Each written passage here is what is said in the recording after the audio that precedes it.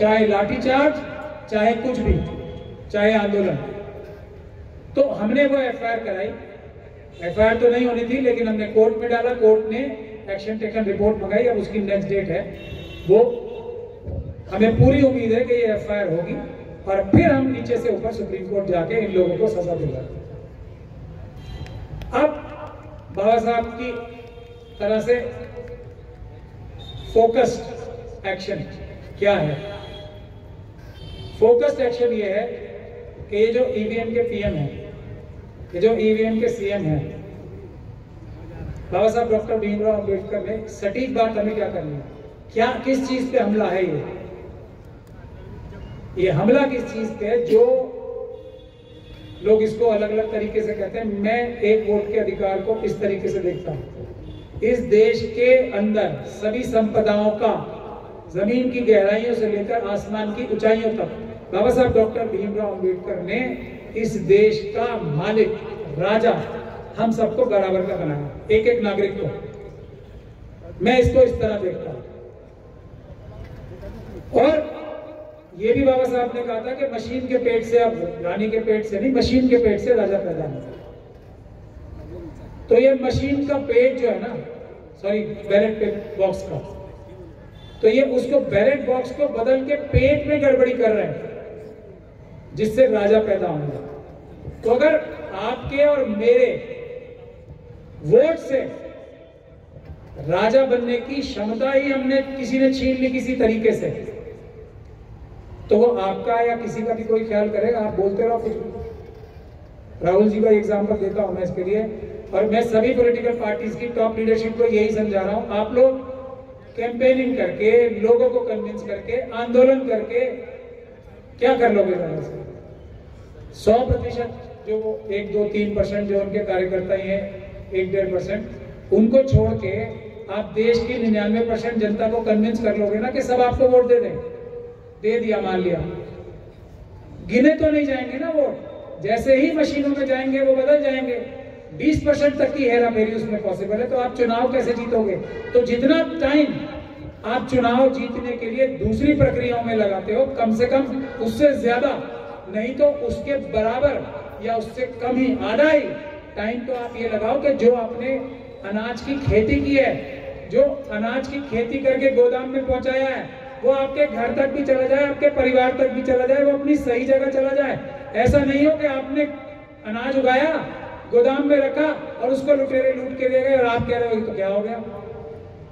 ये सबसे महत्वपूर्ण बात है। और इसी से किसानों के अधिकार आएंगे, बेरोजगारों के अधिकार आएंगे, रिजर्वेशन के अधिकार आएंगे, जो माइनॉरिटीज की, मुस्लिम, सिख, क्रिश्चियन, बौद्ध की बात करते हैं, वो आएंगे। और ये अगर नहीं हटाया हमने तो सब अधिकार जाएंगे। उसके लिए बहाने क्रिएट करते रहेंगे ये सरकार के, हमने पोलराइज कर दिया। हरियाणा में बोल रहे हैं हमने जाटों के खिलाफ, जाट वर्सेस वेस्ट कर दिया। यहाँ मराठाओं के खिलाफ वही बात बोल रहे हैं। मतलब ये सब कहानियां झूठी हैं। पब्लिक वोट नहीं दे रही है किसी को भी। और उसका सबूत ये है कि इतनी सारी धांधली, फ्रॉड, सब कुछ करने के बाद भी आज शरद पवार जी की एनसीपी को वोट ज्यादा आए, सीटें कम आई। शिवसेना, जो असली शिवसेना है उद्धव ठाकरे जी की, उसको वोट ज्यादा है, सीटें कम आई। ये कौन सा चमत्कार हो रहा है हर जगह? और नांदेड़ का एग्जाम्पल तो है ही। अब मैं आखिरी बात करके अपना जो जिम्मेदारी लगाई है वो मैं बात करूंगा खत्म। अब प्रैक्टिकली देखिए, जब ईवीएम का आंदोलन उठता है ऊपर, जैसे जैसे ये आंदोलन उठेगा, वैसे वैसे भारतीय जनता पार्टी और एनडीए के वोट कम होंगे। इसका सबसे बड़ा सबूत लोकसभा के चुनाव हैं। आंदोलन ऊपर, और लोगों, जो अफसर भी होते हैं ना, उनके मन में भी डर रहता है कि अब पूरे देश में चुनाव हो रहे हैं या पूरे प्रदेश में चुनाव हो रहे हैं। अगर मशीनों के 20% भी पूरे नहीं पड़े और दूसरी सरकार आ गई, अब तो उन्हें पता लग चुका है ये गड़बड़ है ईवीएम वाली, तो हमारा क्या अंजाम होगा इस वजह से? क्योंकि गड़बड़ सिर्फ एक जगह से नहीं होती, सेंट्रलाइज तरीके से भी होती है, हैकिंग ही नहीं होती एक तरीके से, मैनिपुलेशन है। तो ये अलग अलग तरीके से, अलग अलग प्रोसेस से होते हैं। ये अगर 20% का जो टोटल है, अगर जनता ने वो भी हरा दिया, जैसे लोकसभा में भी जितनी गड़बड़ की या नहीं की, जनता ने भारतीय जनता पार्टी के जो कम चुनिंदा या मुट्ठी भर वोट थे उनको भी हराया और मशीनों की चोरी के वोटों को भी हराया। इसीलिए 240 पे बीजेपी सिमट गई। अगर पेपर बैलेट से चुनाव होता तो 50 से ज्यादा सीटें नहीं आती। महाराष्ट्र में भी हम लोगों की जो कैलकुलेशन है 50 सीटों से ज्यादा बीजेपी की, एनडीए की आ ही नहीं सकती थी। जो युति है उसकी सीटें 50 से ज्यादा नहीं आ सकती थी। ये धोखाधड़ी वाला इलेक्शन हुआ है, फ्रॉडुलेंट इलेक्शन हुआ है।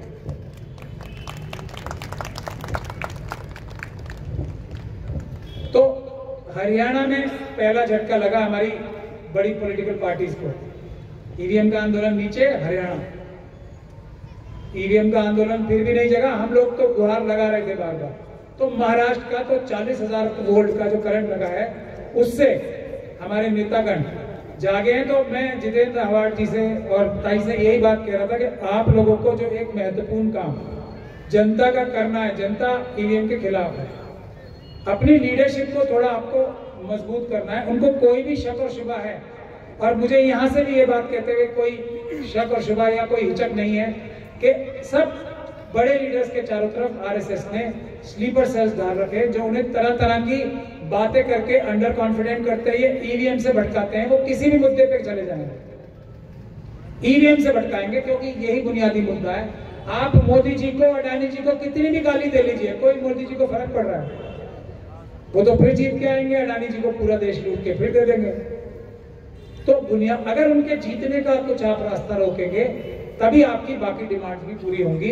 ऐसा आपको करना पड़ेगा, और उसके लिए स्लीपर सेल को अगर साइडलाइन नहीं कर सकते तो कम से कम ईवीएम के मुद्दे पे उनकी सलाह लेना बंद करनी पड़ेगी। अब जो हमने सटीक प्लान जो बनाया, एक तो लंबा आंदोलन, जो सिविल सोसाइटी के सारे ग्रुप्स हैं उसकी एक जॉइंट स्टेटमेंट करके कांग्रेस पार्टी को, इंडिया गठबंधन के चेयरमैन को लिखी भी गई है। उसमें सभी आंदोलन करने के लिए पूरे देश में आह्वान किया, और उसकी जिम्मेदारी सिविल सोसाइटी ने मिशन सेफ कॉन्स्टिट्यूशन यानी कि जिसका नेशनल कन्वीनर मैं हूं, मुझे दी है। इसीलिए जहां जहां जैसे इंडिया अगेंस्ट ईवीएम, यहाँ पे मून साहब हैं और हमारी छोटी बहन स्मिता है, जहां जहां भी आंदोलन होगा हमारे संगठन की जिम्मेदारी है कि हम वो लोग जाएं और सब लोगों को आह्वान करें कि जब हम दिल्ली में, अब बड़ा, जैसे ताई ने भी अभी बताया था कि दिल्ली में जंतर मंतर पे जब हम परमानेंट धरना लगाएंगे, और वो बहुत जल्दी लगाएंगे, तो पूरे देश में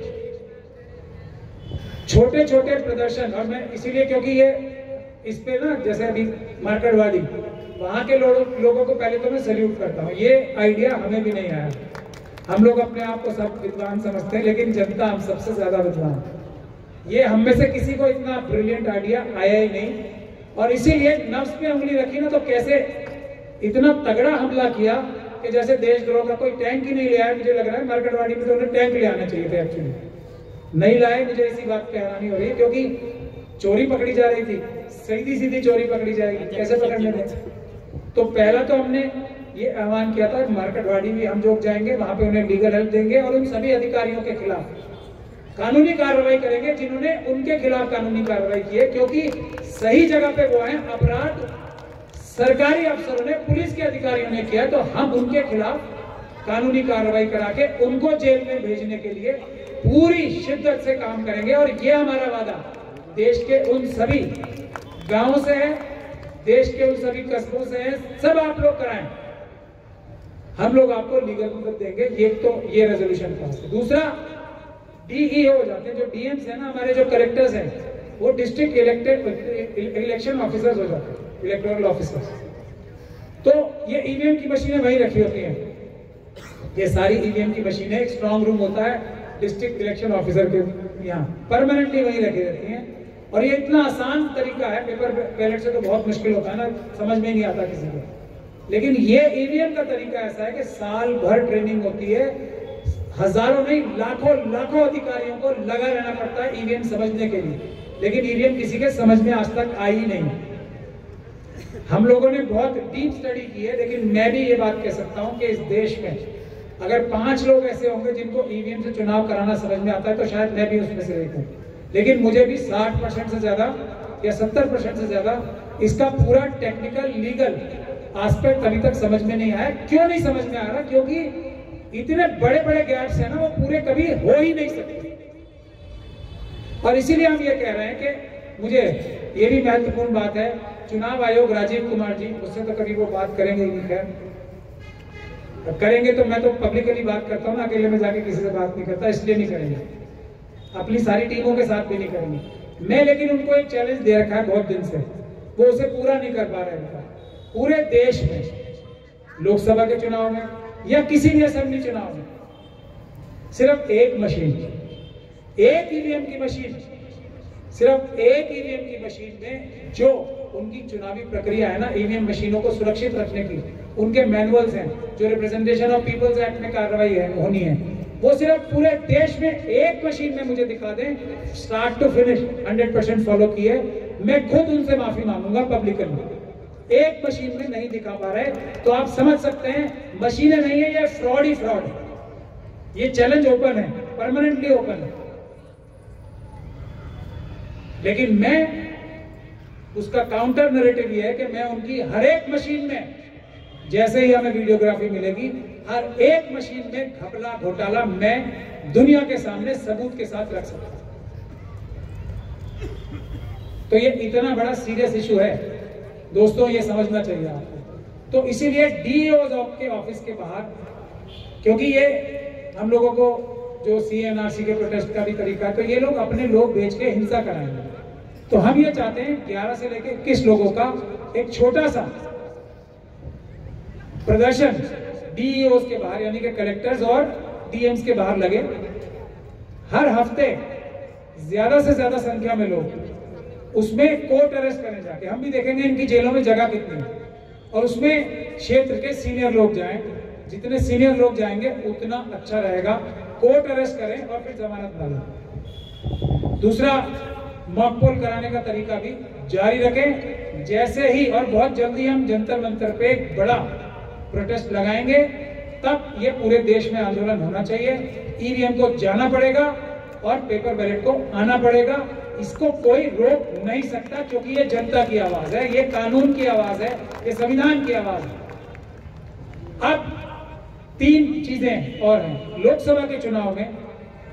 अब थोड़ा थोड़ा लोगों ने, पॉलिटिकल पार्टीज ने हमारी बात सुननी शुरू की है, लेकिन हमने कानूनी रूप से सारी तैयारी कर ली है, मतलब फील्डिंग सारी बिछा ली है इस मैदान में, जिसमें मशीनों को झूठा साबित करके क्या हम, अब चैलेंज ये है कि हमने ये जो ईवीएम की जो ऑर्डर्स लेने शुरू किए हैं ना, वीडियोग्राफी, फोटोग्राफी, क्योंकि ये चुनाव आयोग के डॉक्यूमेंट्स हैं, तो 6 महीने के अंदर ये चुनाव की पिटीशन जो डलेंगी, वो जीतने का भी फॉर्मूला, अब मैं उसकी सारी डिटेल्स तो पब्लिकली नहीं बताऊंगा, लेकिन जो जीतने का फॉर्मूला हमने डिवाइस कर लिया है कि अब इसका ये है कि 150 से ज्यादा सीटें ऐसी हैं महाराष्ट्र में, जिसमें अगर इलेक्शन पिटीशन डाली जाएगी तो वो हम जीत जाएंगे। क्योंकि एक बात मैं आपको और बता दूं, मतलब वो इलेक्शन रद्द हो जाएंगे 150 से ज्यादा महाराष्ट्र की सीटों से। अभी महाराष्ट्र के लिए टाइम बाकी है, 5 तारीख तक हम इतनी पिटीशन डाल सकते हैं। अब ये सबसे बड़ा प्रॉब्लम कहां आती है कि चुनाव रद्द कराने का भारत के संविधान और कानून में सिर्फ और सिर्फ एक ही तरीका है, वो है इलेक्शन पिटीशन, जो हाईकोर्ट में डलती है। हर एक कैंडिडेट को अपनी इंडिविजुअल डालनी पड़ती है। अब इसमें गड्ढा या झोल का है, आप पिटीशन डालिए, वो 5 साल तक कभी डिसाइड ही नहीं होगी, दूसरा चुनाव आ जाएगा। जैसे महाराष्ट्र में उसका कुछ एक छवि मिली है आपको, उससे पहले के जो अवार्ड साहब ने शायद बताया, इससे पहले के सुप्रीम कोर्ट स्पीकर को कुछ बोले और स्पीकर ने नहीं किया तो उस पर कुछ एक्शन ले, वो तो सरकार ही खत्म हो गई और मतलब दूसरी सरकार आ गई और दोनों पार्टियां एक तरीके से हाईजैक नहीं, बैंक डकैती की तरह लूट ली गई पार्टी, और सुप्रीम कोर्ट कुछ नहीं कर पाया। तो आंदोलन हमें इस बात का भी करना है। हमने कानूनी तरीके से तो लॉजिकली एक तरीका निकाल ही लिया है,